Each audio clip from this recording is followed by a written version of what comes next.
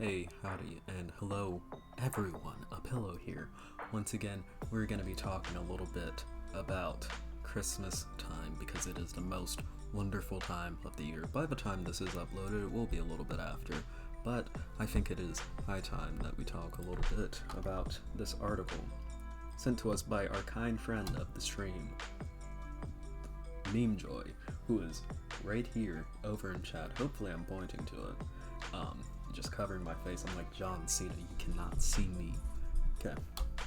This article is called "Why Many Conservatives Won't Be with Their Children or Grandchildren This Christmas." It was posted December 20th. That is 4 days ago. It is Christmas Eve currently. And it is by Dennis Prager, the demon himself. The demon himself. Okay. So, let's read through this. There are probably hundreds of thousands of men and women who, because of their political differences, maintain minimal or no contact with their parents, or even more cruelly, do not allow their parents to have any contact with their children, their parents' grandchildren. Right off the bat, I have not pre-read this. Right off the bat, I just want to say, you are not entitled to seeing your grandchildren. If you are a bad person who has disagreeable views, unforgivable views, you aren't entitled to seeing your grandchildren or your children once they're adults. They're their own people. You don't get to control them. That was the deal. You stay for 18 years. You take care of them, sure. After that 18 years, they don't have to do anything having to deal with you if they don't want. You aren't owed anything, so sit down. Okay. Probably an unprecedented number of Americans with grown children will be alone this Christmas. Good. If they deserve it, good. Because their children will neither visit them nor invite them for holiday dinner. In some rare instances of horrific parental behavior, this may be excusable. That can be political beliefs. But when the reason is politics, it is inexcusable. It can be political beliefs. Trust me, some political beliefs are inexcusable, you know? Listen, if someone had the political belief that it's okay to, walk up and, gat babies in the head in their stroller, I'm pretty sure, as a form of population control, I'm pretty sure most people would say that that's inexcusable, and you probably wouldn't want them at dinner. This is a stupid argument from Dennis Prager, as always. I know of this firsthand. Parent after parent calls my radio show, often close to tears, sometimes actually sobbing. Where's that wait, where's that clip? Where's that clip? I need to see the clip.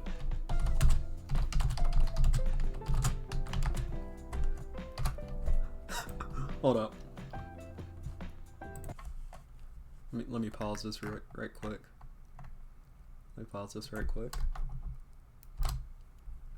Heartless as it seems. Well, why don't you just listen to Trump loyalist Corey Lewis.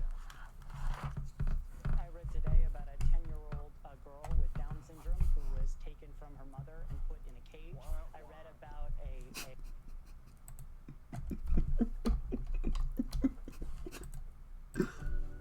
It's a horrible clip. The guy's a horrible person. But, personally, I think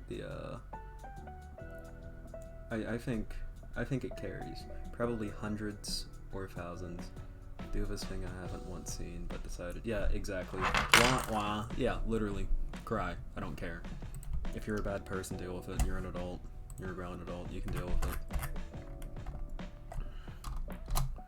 Okay. In virtually every case, the parent is conservative and the child is on the left. The adult. The offspring. The grown-up offspring who can think for themselves. I assume there are cases of grown conservative children who won't allow a liberal/left parent to see his or her grandchildren. Probably a lot, considering how conservatives think of the left, with the whole G word thing.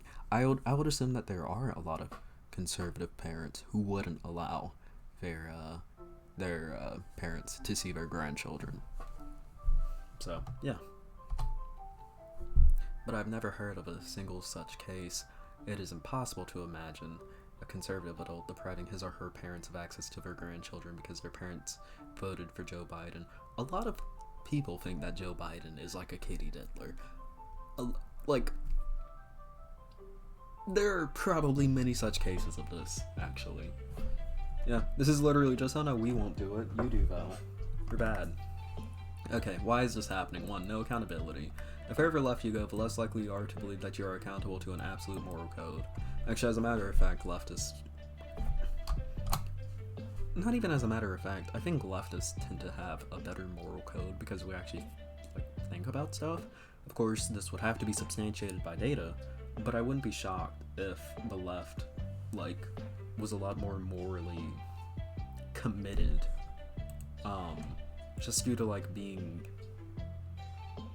thinking through positions and not just going, oh, based on intuition and my, personal feelings of disgust, this is what I feel. So, oops, did a little too early. On the other hand, conservatives, certainly religious conservatives, are people who believe in God-given 10 Commandments, assuming that all religious people are Christian automatically.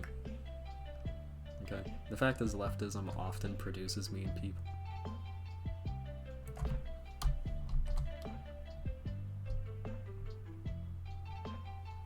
Okay. There are decent and indecent liberals and decent and indecent conservatives, but many leftists are indecent and leftism makes them show. So whereas neither liberalism nor conservatism makes people indecent. Okay, cool. Leftism breeds ingratitude, victimhood, and moral arrogance. The thing that they always say, oh, you're not grateful enough. You're not grateful enough because society isn't good enough, dude. Victimhood and moral arrogance, and therefore cruelty. The Democrats' treatment of then Judge Brett Kavanaugh was one of the innumerable examples. The rapist. Okay. The screaming shutdowns of conservative. Wah wah cry. I don't care. The inadequacy of conscience. The left proves their utter inadequacy of conscience. To cite the present example, adult children who deprive their conservative parents of contact with the parents' grandchildren have a perfectly clear conscience. Yeah, they're fine with it. Actually, wait, no, they might not be fine with it. Not being able to see family during the holidays sucks, and feeling like you have to shy off your family because of their politics for holidays, it has to suck. That really has to suck. This is such a stupid argument. Such a stupid argument. Okay.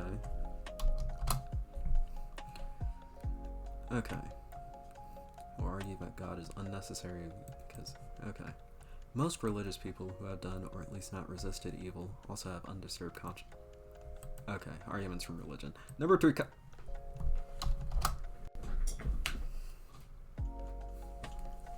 It's the college.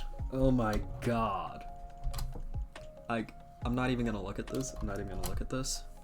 I guarantee you, he's gonna say that college drives people to be worse. And after that, they don't want to go back to their parents who might criticize them. I bet that's gonna be the critique. I bet that's what he's gonna say. Okay. Millions of young Americans who graduate from college are, morally speaking, worse. How many parents believe their child became a finer or happier human at college? How many parents believe that their child became worse and less happy person? Oh my god. You almost have to graduate college to shut your mouths and deprive them of their grandchildren because of their political... he's not even saying that. He's just railing against college in general. If you had asked most of these college graduates before they are enrolled in college who, because of political differences, wouldn't see their parents because of Christmas, if they could, won't see their parents for Christmas if they could imagine they were talking to their parents again because of political differences. Most of them would probably have deemed the question absurd. Oh my god. Because 9 times out of 10, before you enroll in college, you're living with your parents. So not seeing them for the holidays might seem a little weird. Duh. Oh my god, what an idiot. After 4 years of college indoctrination, especially consisting of hatred of non-leftists, the question is no longer absurd. On the left, it is a grave sin to abuse the earth, not one's parents.